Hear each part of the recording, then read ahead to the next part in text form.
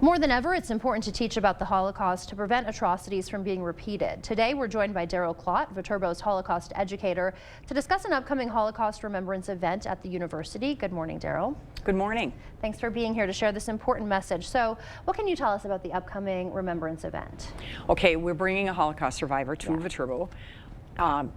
She will speak April 3rd, Wednesday night at 7 p.m. My advice is to come early. Doors open at 6, but we always fill up for our survivor events. Our community has really embraced this. It's really important to hear survivors now because they, like our World War II veterans, are dying at an alarming rate.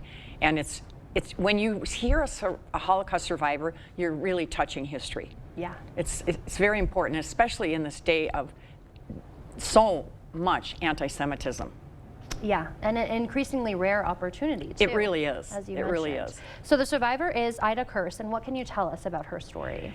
She has a very complicated, amazing story. They all do. Yeah. She had a lot of sorrow in her life, but also joy. She is from Poland. She was born into a family that already had one daughter, and she was a twin.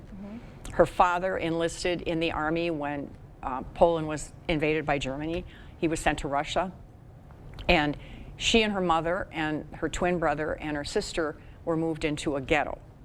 And a friend of her father, of her aunts, who was raising her, came and said he wanted that he and his wife would raise her as their own child, but they could not ever come back and claim her. Right. And she moved in with them. They were very kind to her. She loved them very much.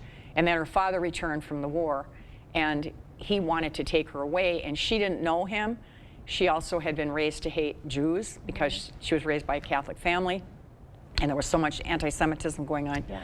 At any rate, she ended up with her father eventually. He remarried a woman who was very mean to, cruel to Ida because her two sons had been murdered at Auschwitz death camp. Okay. Eventually they moved to Israel. She lived in a kibbutz. She met the man who became her husband. She had a daughter. They moved to Skokie, right outside of Chicago. She found out about the Skokie Holocaust Museum. She became very active there, and she still is today. And then she ended up, she had this empty spot in her heart because she had this twin brother, and she had no idea where he was.